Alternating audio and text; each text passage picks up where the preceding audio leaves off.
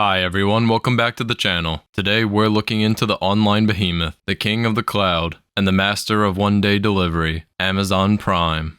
The upcoming Michael Bay Transformers featuring the leader of the capitalists, Amazon Prime, and his human sidekick, Jeff Bezos, as they take on the Autobots and the unionized workers at the same time. Don't miss this epic showdown, available only on Amazon Prime Video. I could not resist that. On a more serious note, Amazon is an online retailer at face value, a cloud giant bankrolling everything they do, and as their hand is in so many pies, it's hard to keep track of, although that may soon be changing. Back in 2020, the founder Jeff Bezos left the CEO position for the slightly more relaxed job as chairman of the board of directors. Since then, Amazon has been run by CEO Andy Jassy, who previously led Amazon Web Services, or AWS for short, this being their highly profitable cloud division. Now, with economic uncertainty underway, Amazon may be taking a more fiscally responsible approach, rather than their growth above all.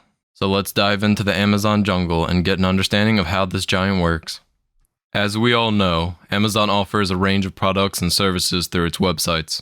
They have their in-house products, including Kindle, Fire Tablet, Fire TV, Echo, as well as their Amazon Basic products. Also, a pretty large segment is their third-party merchandise and content. This includes anything Amazon sells and ships, but is made by other companies and just sold on their platform. Amazon breaks itself down into three primary segments: North America, International, and Amazon Web Services. With North America and International being how they break down their retail sales, as well as subscriptions and other things like that. And with Amazon Web Services being a completely digital product offering, it doesn't have the same limitations of geography. AWS offers a set of technology services, whether that be computational, storage, database, analytics, machine learnings, Internet of Things, cloud, or serverless computing. This is the profit engine of Amazon that backs up the retail division. Those are the three segments that Amazon breaks its revenue down into. That being said, they're not the most insightful. It would be useful if Amazon gave shareholders a bit more information on its revenue breakdown. We can pull a little bit extra data out of this, knowing that Amazon has 150 million subscribers to Prime. Based on those subscriber numbers, we can calculate that Amazon makes about $18 billion from Prime. Additionally, based on recent statements made by the company, we know the entire Echo division has been a loss, and therefore will be scaled back. One additional segment that hasn't got a whole lot of spotlight recently is Amazon's venture into ads. It's not widely talked about, but most industry experts expect Amazon to get big into the advertisement realm, being that their entire website is a data collection platform on people's purchases. They know what people buy, they know what they look at, and they know what they search. Some analysts believe that Amazon made $10 billion this year from advertisements. That being said, those estimates are a bit inconclusive right now. That being said, I believe a strong advertisement platform would really benefit the retail division. Because if Amazon can't truly leverage its retail platform, shareholders may want Amazon Web Services to split off from the retail segment. It's not likely right now or anytime soon, but investors have brought it up before. And while at first this may sound like a stupid idea, it makes sense from a shareholder perspective. AWS is a profit-making machine. Profits that have not been going to shareholders for a decade now. Despite being the number one cloud, shareholders don't get to see the return. This is because Amazon has traditionally pumped all their AWS profits into the money-losing retail division. And if Amazon can't prove that the retail division can actually be a profit engine in itself, then investors have a credible reason that the company should be split into two. But if their retail website and product search engine become an advertisement powerhouse in itself and bring in profits that can match, then investors will have no issue keeping the two companies together. And while we're on the subject, some in the federal government have also talked about splitting Amazon up this way, mainly because it uses the profitable cloud division to run its retail operation at a loss, a privilege that other retailers and e-commerce sites don't have the option of. But as of the recording of this video, there has been no serious attempt to actually bring this to court. So now that we know about the operations of Amazon, let's break down the financial numbers they reported. Currently, Amazon has a market cap just under $1 trillion, at about $960 billion. Unfortunately, shareholders kicked them out of the $1 trillion club this year. As of year to date, Amazon is down 43%. Not a pretty number to be sure. That being said, Amazon has been lingering around the $90 price tag for the last month.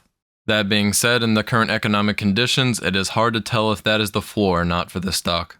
As of last fiscal year 2021, they made about $470 billion in revenue. and in the recent Q3 2022, they made $127 billion in that quarter alone. And while they still have one quarter remaining, they are at $365 billion for the fiscal year 2022 so far. The pandemic was very friendly for Amazon. Just over that 2-year period, Amazon managed to grow its revenue nearly 70%. Quite the number to be sure, but now shareholders are wondering if it'll stick.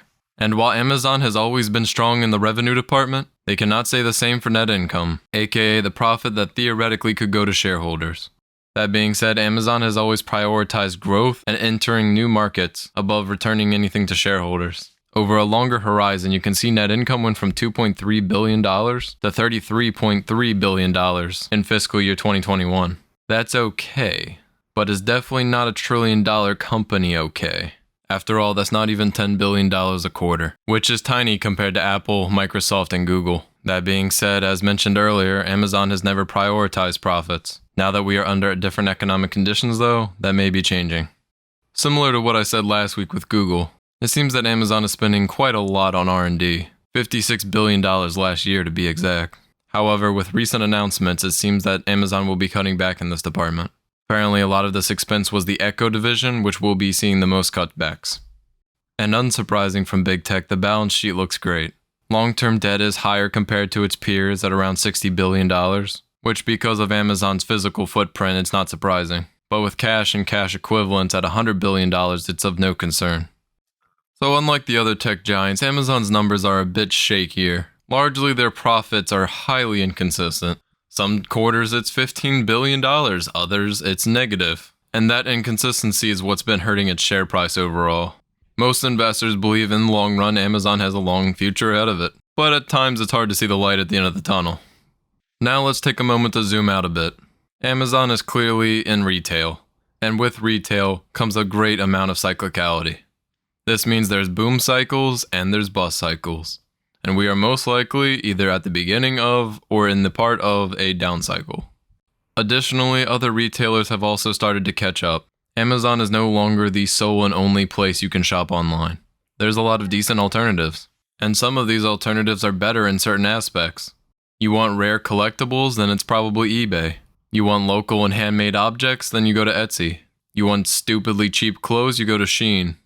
On top of those more focused players, you have a few big dogs as well. Walmart, while still far away from Amazon when it comes to online sales, is doing what it can to catch up. It's been trying to match most of what Amazon can do without the Prime membership, which definitely appeals to lower income consumers. Not only that, but Walmart is known for the cheapest prices, and is better at maintaining revenue during downturns. And even Costco is making inroads as an Amazon-like competitor, although calling them direct competitors might be a bit of a long shot.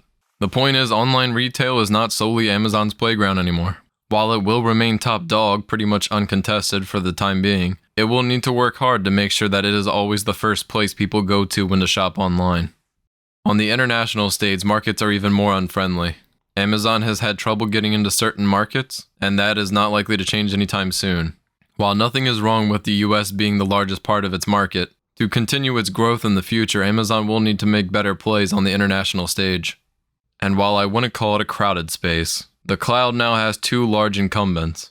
Microsoft at number 2 and growing at an astounding rate, and Google likely to be settled in at the number 3 spot. While Amazon's scale will definitely help fend those 2 off, they'll definitely need to keep their eyes on both of them, as I'm sure they are.